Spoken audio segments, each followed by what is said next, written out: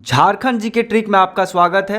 आज से हम लोग प्रैक्टिस सेट का सीरीज स्टार्ट करने जा रहे हैं, जिसमें सिर्फ जेएसएससी, जेपीएससी और झारखंड के कुछ महत्वपूर्ण एग्जाम में पूछे जा चुके प्रश्नों की प्रैक्टिस करेंगे, जिससे हमें काफी मदद मिलेगी जेएसएससी क्वेश्चन मेकर के माइंड को समझने में। और कहां से क्वेश्चन पूछे गए हैं इसे क्वेश्चन के साथ साथ थोड़ा देख भी लेंगे, क्योंकि अब एग्जाम में ज्यादा समय नहीं रह गया है, तो प्रैक्टिस करना भी बहुत क्रूशियल हो जाता है। तो इस सेट को स्टार्ट करने से पहले हम लोग सबसे पहले थोड़ा सा पेपर 3 को समझ लेते हैं। पेपर 3 टोटल 150 क्वेश्चन का होगा, ठीक है। हर एक क्वेश्चन 3 मार्क्स का होगा, यानी कि टोटल मार्क्स कितना होगा 450 मार्क्स का होगा, ठीक है। जिसमें से 30 क्वेश्चन किसका होगा, जनरल स्टडीज का होगा। इसमें हिस्ट्री, पॉलिटी, ज्योग्राफी और करंट अफेयर सब कुछ इसमें इंक्लूडेड रहेगा, ठीक है। टोटल 90 मार्क्स का, ठीक। अब उसके बाद क्या होगा, जनरल साइंस से 20 क्वेश्चन रहेगा, जो कि 60 मार्क्स का हमारा हो जाएगा, ठीक है। अब क्वांटिटेटिव एप्टीट्यूड से कितना क्वेश्चन रहेगा, 20 क्वेश्चन। इसका क्लास हम लोगों ने अभी स्टार्ट कर दिया है, और सिर्फ ऐसे टॉपिक को हम लोग पढ़ रहे हैं जिससे क्वेश्चन सबसे ज्यादा आने की संभावना होती है, ठीक है। और इसमें हम लोगों ने 5 टॉपिक को कवर कर लिया है, जिससे हम लोग आसानी से 7 से 10 क्वेश्चन को टैकल कर लेंगे, ठीक है। और 20 क्वेश्चन कहां से आएंगे, रीजनिंग से रहेंगे, ठीक है। ये भी 60 मार्क्स का हो जाएगा। और कंप्यूटर से भी 20 क्वेश्चन रहेंगे, ठीक है, 60 मार्क्स का। कंप्यूटर का हमारे पास मास्टर वीडियो रेडी है, ठीक है। कंप्यूटर का बहुत सारा क्वेश्चन का प्रैक्टिस सेट ऑलरेडी प्लेलिस्ट में बनाया गया है, और जो बहुत ही इंपॉर्टेंट टॉपिक है उसका अलग से वीडियो बना दिया गया है, ठीक है। अब कंप्यूटर का मास्टर वीडियो में थोड़ा सा ये प्रॉब्लम आ रहा है कि साउंड क्वालिटी में कुछ दिक्कत है, वो आधा वीडियो तक, उसके बाद साउंड क्वालिटी ठीक हो जाता है, ठीक है। तो ये हो गया कंप्यूटर से रिलेटेड सारी बातें। और जनरल नॉलेज झारखंड आप पढ़ ही रहे हैं, हम लोग यहाँ पे ये क्लास पूरा चालू ही रहेगा एग्जाम के एंड तक, ठीक है। और हम लोग आसानी से इसमें 95 प्लस मार्क्स स्कोर कर लेंगे, ठीक है। और आज से हम प्रैक्टिस सेट किसका स्टार्ट करने जा रहे हैं, जनरल स्टडीज का, यानी कि 90 मार्क्स को हम लोग टारगेट करेंगे, ठीक है। तो चलिए स्टार्ट करते हैं सामान्य अध्ययन पेपर 3 में संपूर्ण इतिहास से, ठीक है। ये हमारा प्रैक्टिस सेट 1 रहेगा, ठीक है। तो प्रैक्टिस सेट 1 का क्वेश्चन नंबर 1 को देखते हैं। तो क्वेश्चन नंबर 1 क्या है, अखिल भारतीय खिलाफत कमेटी के संस्थापक कौन थे, ठीक है। ये क्वेश्चन जेएसएससी एलडीसी 2015 में पूछा गया था, ठीक है। अब इसमें ऑप्शंस क्या क्या है हमारे पास, मौलाना मोहम्मद अली, पी कलीफुल्ला, बदरुद्दीन तैयब जी और अबुल कलाम, ठीक है।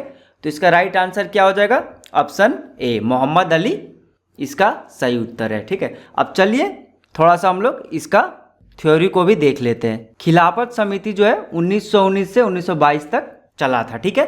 अब ये खिलाफत समिति बनी क्यों थी, इसका थोड़ा बैकग्राउंड को समझते हैं। जब प्रथम विश्व युद्ध हुआ था तो क्या हुआ था, तुर्की का जो साम्राज्य है वो हार गया था और विभाजित हो गया, ठीक है। और तुर्की का जो सुल्तान था, ठीक है, वो आध्यात्मिक गुरु होता था मुसलमान कम्युनिटी का, ठीक है, जिसको क्या बोला जाता था, खलीफा बोला जाता था, ठीक। अब जब तुर्की हार गया, इसका मतलब खलीफा का हार हो गया, ठीक है। तो इसी के अगेंस्ट में क्या किया था कि पूरा विश्व भर का मुसलमान, ठीक है, भारत सहित पूरा विश्व भर का मुसलमान ने क्या किया था, अंग्रेज के अगेंस्ट एक कमेटी बनाई थी, ठीक है, जिसको हम लोग क्या बोलते हैं, खिलाफत कमेटी बोलते हैं, ठीक। ये था इसके पीछे का बैकग्राउंड, ठीक। अब खिलाफत समिति जो है इंडिया में फॉर्म हुआ था, वो किसके नेतृत्व में हुआ था, तो अली ब्रदर्स का नेतृत्व में हुआ था, ठीक है। अली ब्रदर्स किसको बोलते थे, शौकत अली और मोहम्मद अली को बोलते थे, जो हमारे ऑप्शन में अभी आया था, ठीक है। और इन्होंने मौलाना आज़ाद, अजमल खान और हसरत मोहानी के साथ मिलके इंडिया में जो है खिलाफत समिति को बनाया था, ठीक है। तो चलिए क्वेश्चन नंबर 2 की ओर देखते हैं। क्वेश्चन नंबर 2 क्या है, वांडीवॉश की लड़ाई में किस राज्य की सेना लड़ी थी, ठीक है। ये क्वेश्चन कहाँ पे आया हुआ है, जेएसएससी ने पूछा है, असिस्टेंट जेलर का जो 2015 में एग्जाम हुआ था उसमें, ठीक। तो इसका ऑप्शन क्या है देख लेते हैं, ब्रिटिश और फ्रेंच, मराठा और निज़ाम, मुगल और मराठा, सिख और ब्रिटिश।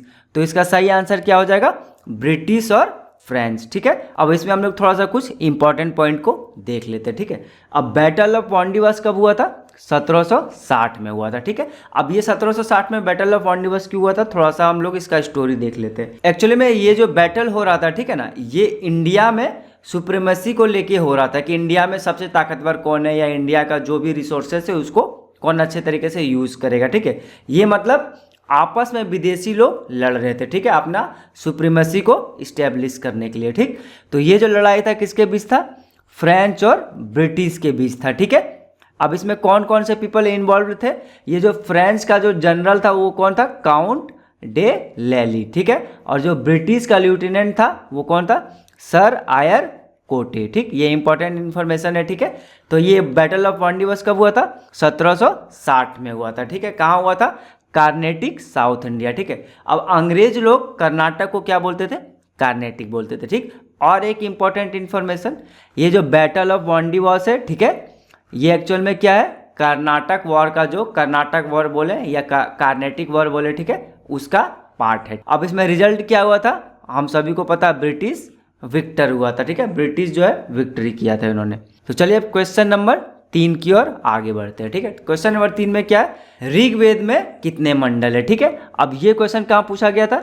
जेपीएससी ने पूछा था इस क्वेश्चन को अकाउंट ऑफिसर 2019 में, मतलब ये काफ़ी रिसेंट क्वेश्चन पूछा गया है। ठीक है, तो ऋग्वेद में कितने मंडल है? हमारे पास ऑप्शन क्या क्या है? 10, 20, 25 और 40। हम में से कईयों को पता है कितना आंसर है इसका? 10 है। ठीक है, अब चलिए थोड़ा सा हम लोग कुछ इंपॉर्टेंट पॉइंट को देख लेते हैं। ठीक है, अब सबसे पहला बात, तो वैदिक पीरियड कितना से कितना तक का?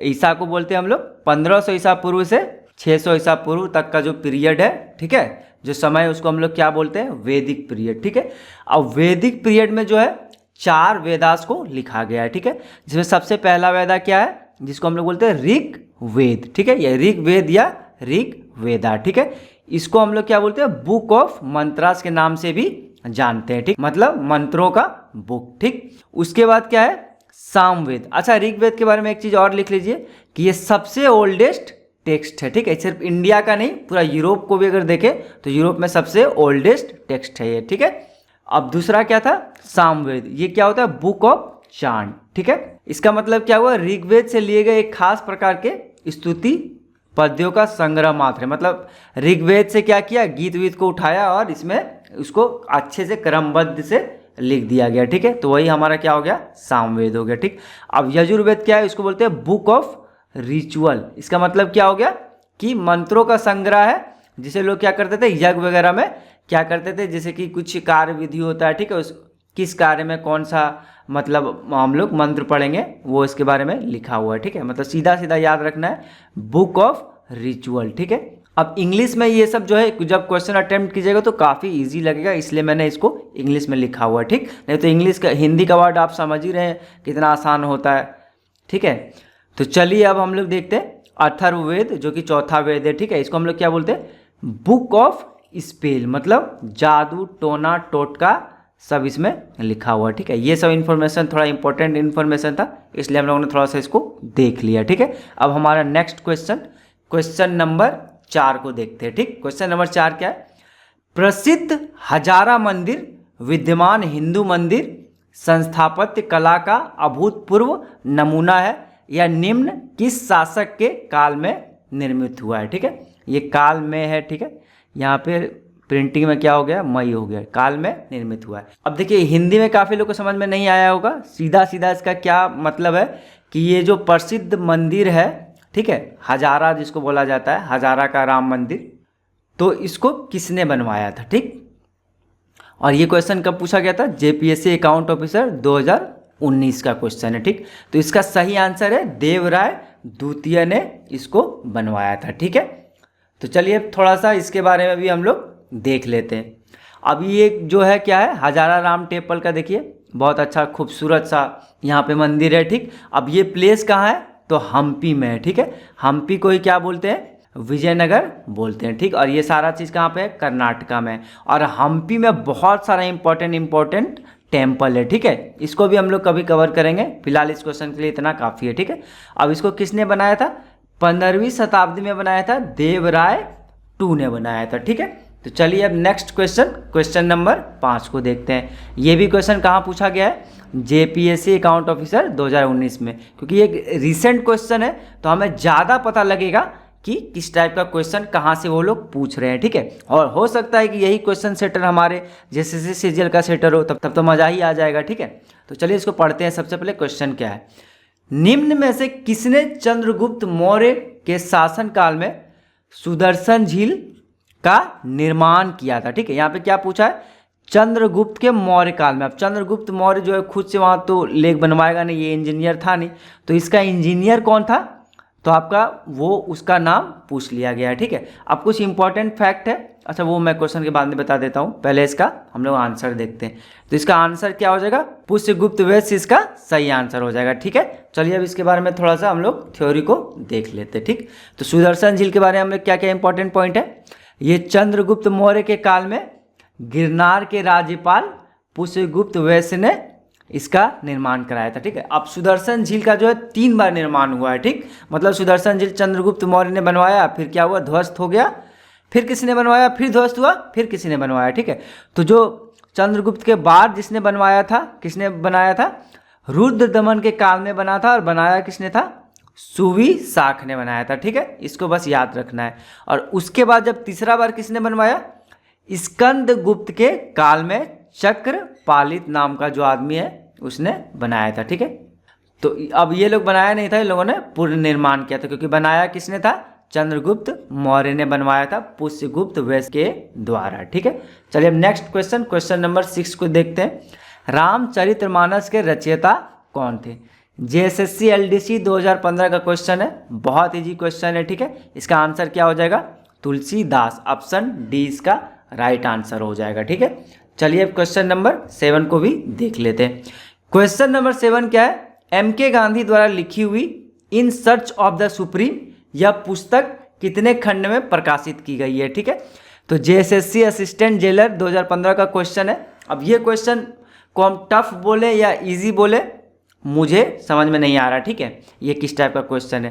तो सीधा सीधा हम लोग जान जाते हैं इसका आंसर क्या होगा, ये 3 खंड में आया, मतलब कि यह 3 वॉल्यूम है इस बुक का। अब ये बुक को भी हम लोग थोड़ा सा देख लेते हैं, ये रहा हमारा बुक, ठीक है, जो एमके गांधी ने लिखा है, और इसका ये तीसरा वॉल्यूम है, मतलब कि लास्ट वॉल्यूम है, ठीक है।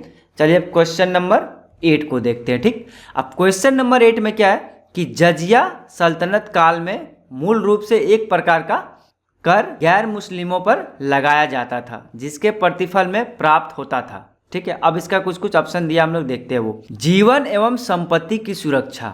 अब देखिए क्वेश्चन क्या बोल रहा है कि जजिया जो कर लगाया जाता था, ठीक है, और जो जजिया कर को भरते थे, तो जजिया कर को भरने पे कर भरने वालों को क्या मिलता था उसके बदले में, ठीक है। तो वही पूछा क्या मिलता था, जीवन एवं संपत्ति की सुरक्षा, सैन्य सेवा से छूट, या दोनों, ठीक है।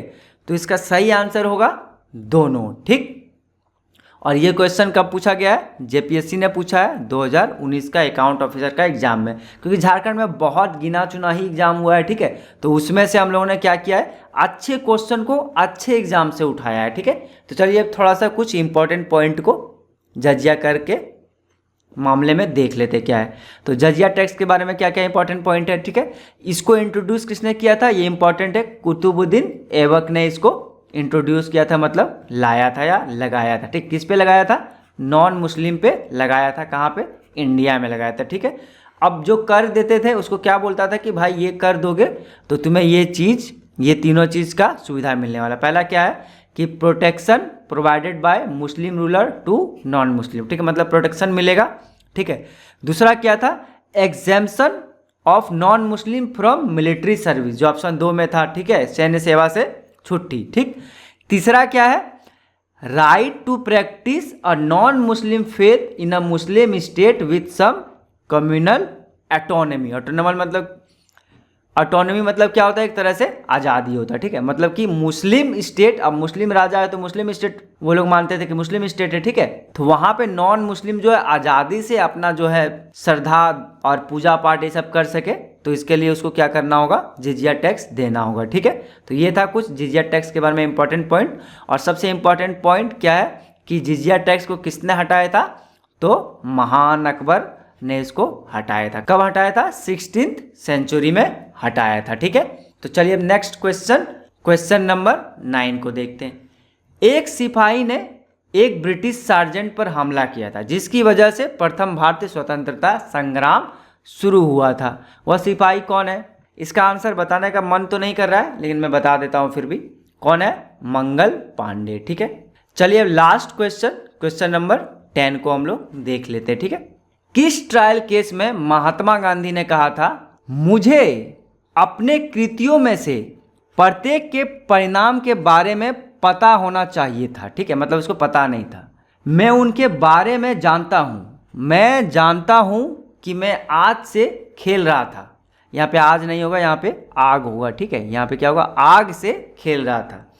मैंने जोखिम लिया और यदि मैं मुक्त किया गया होता तो मैं तब भी वही करता। मतलब ये बोल रहा है कि भाई मैं ये चीज़ बार बार कर सकता हूँ, क्योंकि मेरे नज़र में ये कोई गलत काम नहीं है। तो ये मुकदमा जो है, इस मुकदमा को क्या बोला जाता है? इस मुकदमा को बोला जाता है 1922 का महान ट्रायल। तो इस मुकदमा को क्या बोला जाता है? 1922 का महान ट्रायल। ठीक है, इसमें ऑप्शन क्या क्या दिया हुआ है? 1922 का ग्रेट ट्रायल, चोरी चौरा मामले का ट्रायल, सविनय अवज्ञा मामले का ट्रायल, ठीक है, चंपारण मामले का ट्रायल। ठीक है, तो जिसमें गांधी जी ने ये सेंटेंस बोला था, ट्रायल को बोला जाता है 1922 का महान ट्रायल। ठीक है, मतलब ऑप्शन क्या हो गया इसका? ऑप्शन नंबर ए इसका सही जवाब है। ठीक है, अब चलिए कुछ पॉइंट्स को देख लेते हैं इस ट्रायल से रिलेटेड। ठीक है, तो ये ट्रायल में महात्मा गांधी के अलावा और कौन थे? ठीक है, जिसपे मुकदमा चल रहा था, शंकरलाल घेलाभाई बैंकर। ठीक है, शंकरलाल घेलाभाई बैंकर कौन थे? तो देखिए, युवा भारत, जिसको इंग्लिश में क्या बोलते हैं? Young India. ठीक, इसका संपादक और प्रिंटर एवं प्रकाशक थे। ठीक है, और ये मुकदमा कब चल रहा था? मार्च में चल रहा था 1922 में। ठीक है, और शायद ये 22 मार्च को 18 मार्च में शायद ये चल रहा था। ठीक है, सैटरडे का टाइम था। ठीक, तो ये बहुत ऐतिहासिक मुकदमा है।